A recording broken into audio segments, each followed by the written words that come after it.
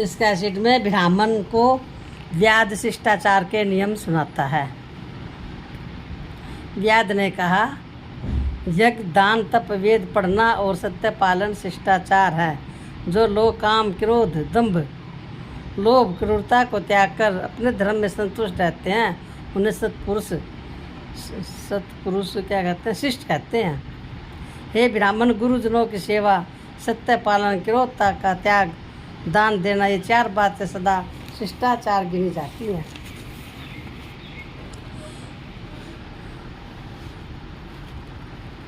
सत्य है सबका सार, इंद्रियों का दमन और दमन का सार त्याग है। ये तीनों बातें शिष्टाचार कहती हैं। मनुष्यों को न कभी कुमार्ग पर चलना चाहिए और न कुमार्ग पर चलने वालों का संग। जो उनके संग चलता है वो भी पाप का भागी होता है और परिणाम में कष्ट पाता है।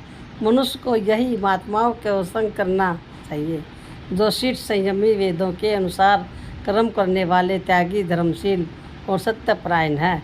उन्हीं के हाथ में अपने को छोड़ देना चाहिए और वे जैसा कहे वैसा ठीक ही करना चाहिए। विद्या, ध्यान, तीर्थ, सेवन, क्षमा, सत्य, सरलता और सोच शिष्टाचार के लक्षण है।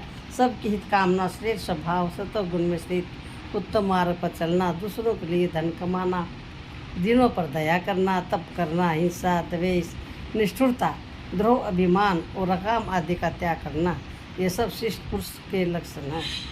शिष्ट पुरुषों के लक्षण हैं जो शिष्टाचार का पालन करते हैं। वे जन्म मरण के महान भय से छूट जाते हैं। हे दिव्य श्रेष्ठ, मैंने जैसा सुना था और मुझे जो मालूम है वह मैंने आपको सुना दिया।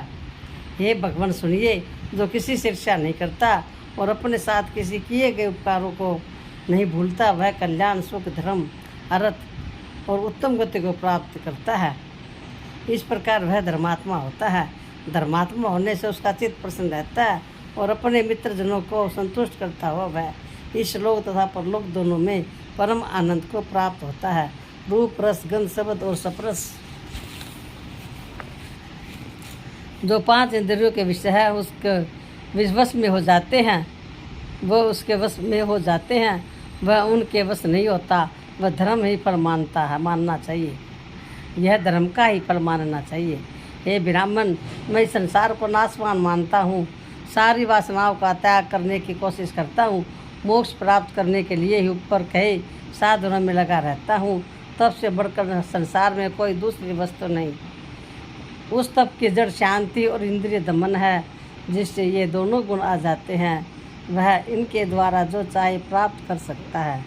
हे दिव्यज्वर, हे ब्राह्मण श्रेष्ठ, आपको आश्चर्य हो रहा था कि जंगल में चिड़िया का जलना उस क्षत्रिय को कैसे मालूम हुआ। फिर उससे भी अधिक आश्चर्य तब हुआ जब आपकी मुझसे भेंट हुई। परंतु ये तो मामूली बातें हैं। मैं पहले ऊपर कह चुका हूँ, तब से मनुष्य जो चाहे प्राप्त कर सकता है। हे दिव्य श्रेष्ठ, इंद्रियों के संयम, सत्य पालन और आत्मदान करने से मनुष्य अनायास ही परम पद को प्राप्त कर लेता है।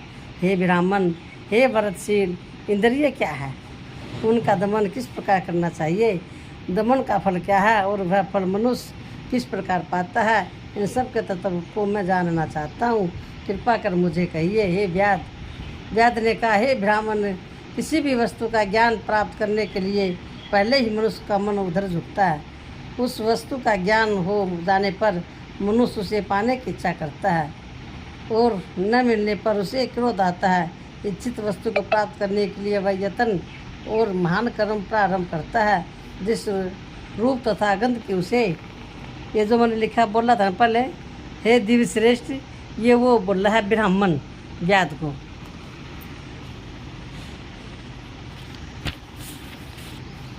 इच्छा होती है, उसका अनाभ्यास और सेवन करता है, तब उन चीज़ों के ऊपर उसका प्रेम होता है।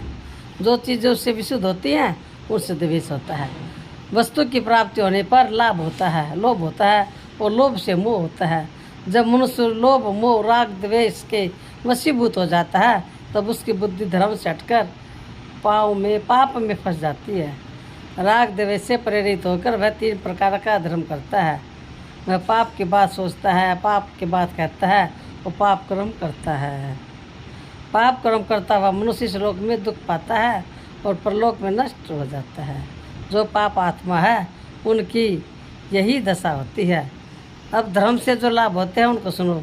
जो मनुष्य अपनी बुद्धि से दोषों को पहले से देखकर सुख दुख दोनों में उचित आचरण करने में कुशल है, साधु जनों की सेवा करते हैं, उनकी बुद्धि अच्छा कार्य करने में लगी, अच्छे करने से धर्म में परिवर्तित होती है। बाहर और भीतर के कर्म करने के जो साधन हैं उनको इंद्रिय कहते हैं।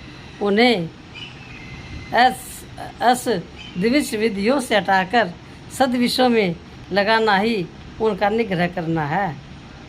और इस निग्रह का फल है परम पद की प्राप्ति। हे ब्राह्मण देव, दया परम धर्म है, क्षमा बहुत बड़ा बल है, आत्मा का ज्ञान है, आत्मा का ज्ञान ही परम ज्ञान है, और वह श्रद्धा से और सत्य से बढ़कर कल्याण का कोई साधन है नहीं। जो अपना सब काम बिना किसी आज्ञा के बंधन रहित होकर करता है और अपना सब कुछ त्याग रूप यज्ञ में हवन कर देता है, वही त्यागी है, वही बुद्धिमान है। ये बगली का सीट आएगी। इसमें इस प्रकार व्याध ने बहुत धर्म बताया, व्याध ने धर्म बताया है।